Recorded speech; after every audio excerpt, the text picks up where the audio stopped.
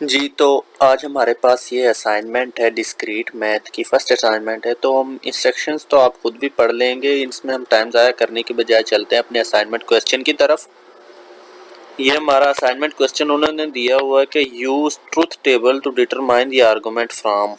ये उन्होंने कंडीशंस दी हुई हैं, इन कंडीशंस को हमने फाइंड करना है और फिर बताना है कि क्यू इज़ वैलिड और इनवैलिड। क्यू जो है ये वैलिड है या नहीं है इन कंडीशंस के मुताबिक। तो मैंने ये ऑलरेडी क्वेश्चन सोल्व किया हुआ है जी। ये मैंने क्वेश्चन एज इट इज़ इधर पेस्ट कर लिया और ये इसके सोल्यूशन है। तो इसमें मैं आपको ये समझा दूं, देखो हमारे पास तीन जो हैं वो ऑब्जेक्ट्स उन्होंने दिए हुए हैं, पी क्यू और आर। तो पी में हमने ये चीज़ तो आपको पता ही होगा कि टेबल किस तरह से क्रिएट करते हैं। ये पी क्यू और आर को कैसे लिखते हैं। अगर हमारे पास दो होती तो हम एक कितने डिजिट्स लिखते हैं यहाँ पे। तो अगर आपने इनके बारे में नहीं पढ़ा ना, इस टेबल के बारे में कैसे क्रिएट करते हैं, तो मैं आपको रिकमेंड करूंगा कि ये आप सीख ले, क्योंकि इससे रिलेटेड क्वेश्चन जो है वो मिड टर्म में भी आता है और फाइनल टर्म में भी आ जाता है। उसके अलावा अगर आपने डिजिटल लॉजिक डिज़ाइन की बुक जो है वो पढ़ी है या नहीं पढ़ी, तो आप वो भी पढ़ेंगे। उसमें भी ये इस टेबल का बहुत ज़्यादा रोल है, इस किस्म के बहुत से क्वेश्चन हैं। तो देखो हमारे पास पी में जो है वो चार ट्रू स्टेटमेंट आ गई और चार फॉल्स स्टेटमेंट्स आ गई है। तो उसके बाद क्यू में दो ट्रू दो फॉल, दो ट्रू दो फॉल। उसके बाद आर में जो है हमारे पास वो है एक ट्रू एक फॉल, इस तरह से, ठीक है। तो अब हमारे पास हम चलते हैं अपनी कंडीशंस की तरफ। उन्होंने हमसे जो रिक्वायरमेंट उनकी थी वो क्या थी, ये देखो, ये पी आर क्यू। अब पी आर क्यू हमने यहाँ पे ये फाइंड करना है। आर में ऐसा होता है कि अगर हमारे पास एक भी जो है वो ट्रू आ जाए तो हमारी स्टेटमेंट ट्रू हो जाएगी। ये हम देखते हैं पी आर क्यू ये कॉम्बिनेशन। तो देखिए हमारे पास दोनों ट्रू हैं, ये ट्रू हो गई। इसके बाद ये दोनों ट्रू हैं तो हमारे पास आउटपुट में इधर ट्रू आ गया। इसके बाद हमारे पास एक ट्रू मौजूद है तो फिर भी ट्रू हो गया। फिर हमारे पास पी जो है वो ट्रू है, क्यू फॉल है, ये फिर से ट्रू हो गया। फिर हमारे पास क्यू के पास दो ट्रू हैं तो ये दो ट्रू हो गए। देखे अब लास्ट की जो दो कंडीशंस हैं इनमें हमारे पास ये देखें दोनों ही फाल है। ये पी के पास भी फाल है और क्यू के पास भी जो इनपुट है वो फाल है, तो हमारी आउटपुट फाल आ गई। इसके बाद हमारे पास ये फाल्स है और ये फाल्स है तो हमारी आउटपुट फाल्स आ गई। ठीक हो गया। ये हमारा ये जो पोर्शन था, ये फर्स्ट कंडीशन थी, ये हमारे पास सॉल्व हो गई। इसके बाद हमने ये वाली करनी है। मैं आपको एक चीज़ बताता चलूँ कि ये लाजमी नहीं है कि आप पहले ये पार्ट करेंगे फिर ये करें फिर ये करें। आप टेबल किसी भी तरीके से ड्रा कर सकते हैं। आप ऐसा कर लें कि इस चीज़ को यहाँ पे लिख लें या इस चीज़ को यहाँ पे लिख लें। इससे आपका कोई भी जो एग्जामिनर है वो नंबर नहीं काट सकता, इस चीज़ से कोई फ़र्क नहीं पड़ता। ठीक है, तो ये कंडीशन हमने सॉल्व कर ली। इसके बाद हम चलते हैं इसके पी आर। ये देखो ये हमारे पास जो है ना, ये एरो का निशान ये किस लिए होता है, ये देखो मैंने ये जो टेबल है ये मैंने हैंडआउट से स्क्रीनशॉट लिया है।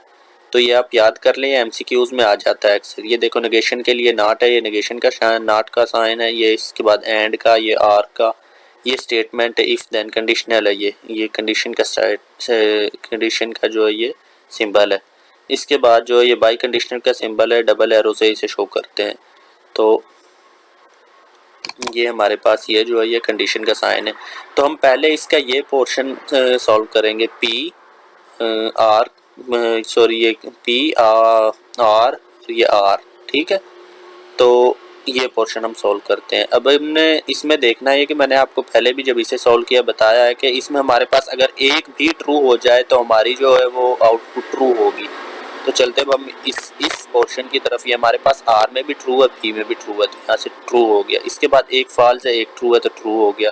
इसके बाद हमारे पास ये ट्रू है और ये भी ट्रू है, फिर से ट्रू हो गया। इसके बाद हमारे पास एक फॉल्स एक ट्रू, ये ट्रू हो गया। इसके बाद हमारे पास इधर ट्रू है इधर फॉल्स है तो ये ट्रू हो गया। इसके बाद हमारे पास दोनों ही फॉल्स हैं, ये देखो आर में भी फॉल्स है और पी में भी फॉल्स है, तो ये हमारे पास फॉल्स आ गया। इसके बाद हमारे पास एक ट्रू मौजूद है आर में तो ये ट्रू आ जाएगा। इसके बाद हमारे पास दोनों ही फॉल्स हैं तो ये फॉल्स हो गया। अब हमने इसके बाद जो ये पोर्शन सोल्व किया, ये हमने एंड की स्टेटमेंट आर एंड पी। अब एंड में होता ये है कि अगर हमारे पास दोनों ही ट्रू होंगे तो सिर्फ उसी सूरत में हमारी आउटपुट ट्रू आएगी। अगर एक भी फॉल्स होगा तो हमारी जो है आउटपुट वो फॉल हो जाएगी। ठीक है, ये चीज़ें आपने याद रखनी है। तो फॉल्स दे, यहाँ पे देखें अब आर एंड पी, ये हमारे पास आर है, ये पी है, दोनों ट्रू है, ट्रू हो गया। एक फॉल्स आ गया हमारे पास तो ये फॉल्स आ गया। इसके बाद दोनों ट्रू हैं तो ये ट्रू हो गया। इसके बाद हमारे पास ये आर में फॉल्स आ गया तो यहाँ पे फॉल्स आ गया। इसके बाद हमारे पास ये तो ट्रू है आर में, और लेकिन पी में फॉल्स है तो ये फॉल्स आ गया।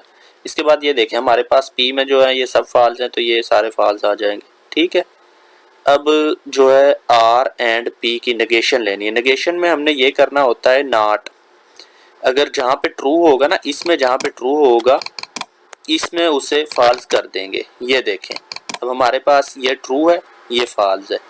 ठीक है ना, ये ट्रू को हमने फॉल्स कर दिया, ये फॉल्स को ट्रू कर दिया, ट्रू को फॉल्स कर दिया, फॉल्स को ट्रू कर दिया, फॉल्स को फिर इधर ट्रू कर दिया। जो हमारे पास इसका नेगेशन का मतलब है कि उल्ट कर देते हैं हम उसे। ठीक है, तो हमारे पास एक ये कंडीशन ये सॉल्व हो गई और एक हमारी ये कंडीशन सॉल्व हो गई। हमारे पास अभी ये कंडीशन रहती है। ठीक है, ये देखें ये जो हमारी कंडीशन है ये वाली, ये पी आर क्यू, और उसके बाद जो है हमारे पास नेगेशन है आर एंड पी का, ये भी हमारे पास सॉल्व हो गई।